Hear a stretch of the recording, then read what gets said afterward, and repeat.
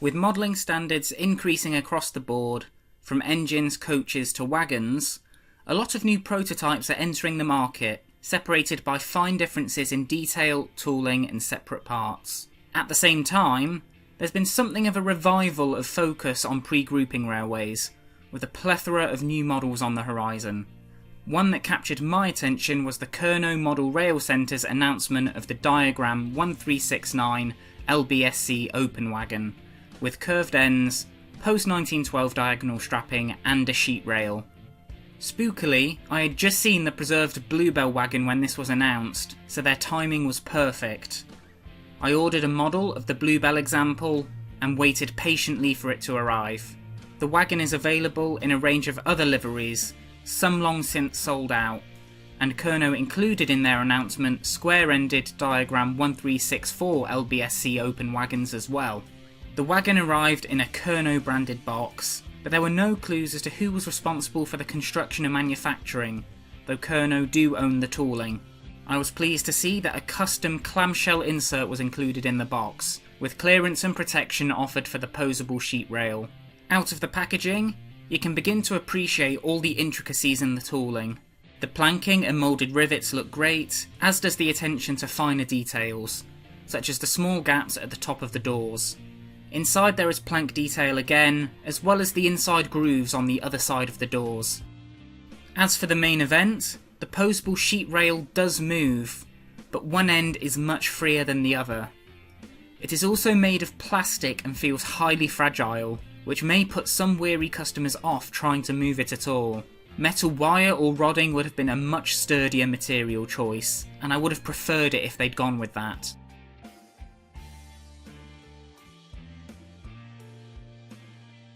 Another excellent feature worth highlighting are the sprung metal buffers, rarely seen on rolling stock even though it's a staple on model engines. On top of that, the etched brake handles are supposed to be posable in off or on positions, but while there's some play in the lever, I can't get it to really stay in a different position. No diagrams or instructions were included, so if anyone has more information on how this feature operates and works, please let me know. Back to the static detail, and the striking curved ends feature the rail mount, rivet detailing and coupling hooks. 3-link chain couplings are included in an accessory pack. Prototypical brake gears and safety loops are modelled, with the chassis sporting 8-spoke wheels and LBSC axle boxes.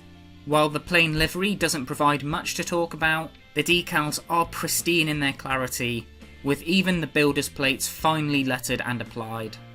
Underneath there is some more moulded chassis detailing, and the wheels appear to sit in the axle boxes without bearings. Couplings are included with a little side-to-side flex, but they are not the normal NEM pocket variety.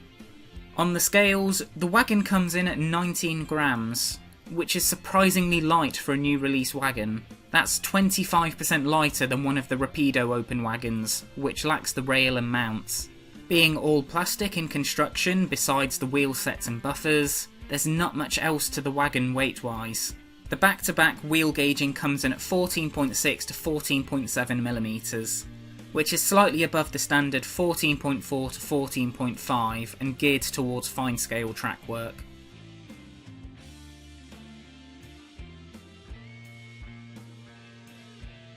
Overall, we have a nice model of a unique wagon shape and prototype, though the main feature is somewhat stiff on one side and delicate in build, to the point of being too weak to be of use. The weight is also on the light side, which I'm hoping won't be an issue. Let's see how it performs down on the track. The truck is nice and free rolling on level track, without an ounce of friction.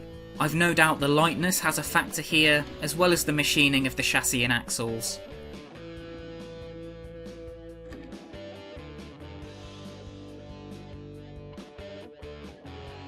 Next up is the coupling test, and for this I've arranged a small train of other covered wagons. I've got 2 sheeted open wagons, both repainted Oxford Rail 7 planks, with an air-fixed towed brake van at the end. In front is a Bachmann British Rail shock-absorbing wagon with a high bar, which is made of metal rodding, and that felt noticeably heavier than the LBSC wagon. And at the head of the train, to test this Bluebell wagon in miniature, is none other than Stepney himself. the most recent Hornby release of the engine.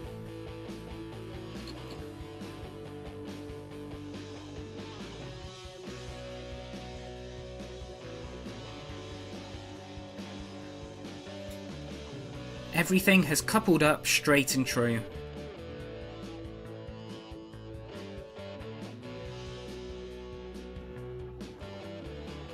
Now for the points test, and the Wagon goes over my Pico Code 100 streamline points fine, both in forward motion and reverse.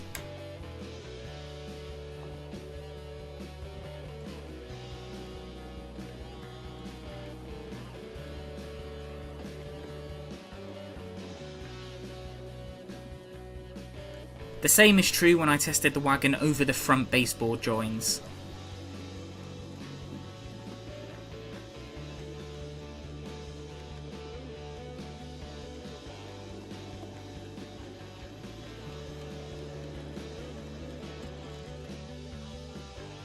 With the Wagon passing all my usual tests, it's time for some flying laps around the board.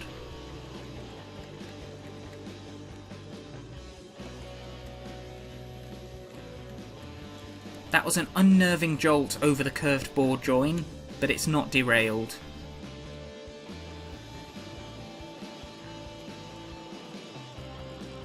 The third join posed no problems, and nor did the fourth.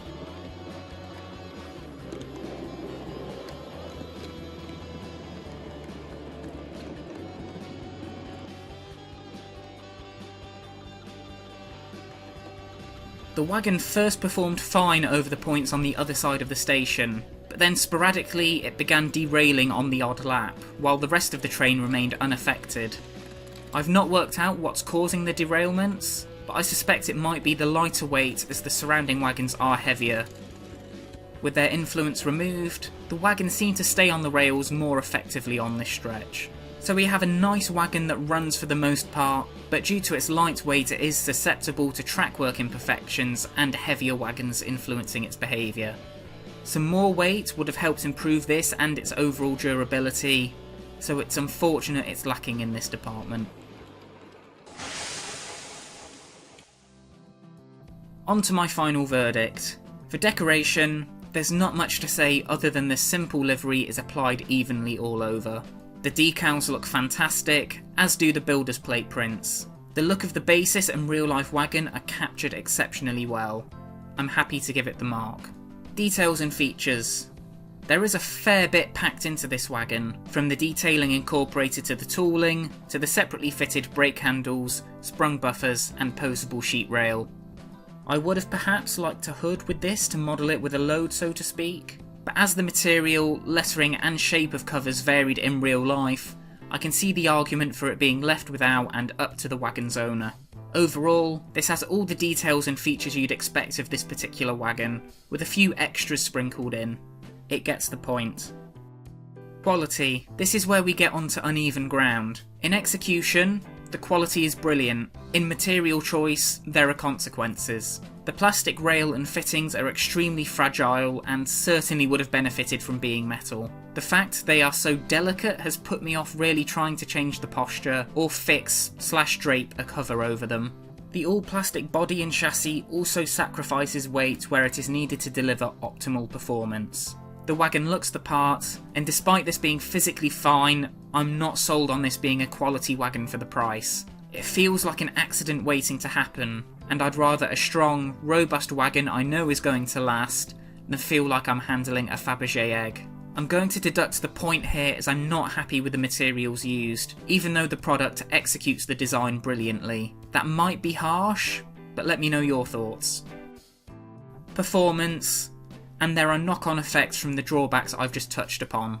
For 75% of the time, the Wagon runs fine on the track, but that remaining 25% it can throw itself off, sensitive to the slightest imperfections and the weight and influence of other wagons it's in a train with. I've still not worked out with certainty what causes it to throw itself from the rails occasionally, other than the suspected lack of weight.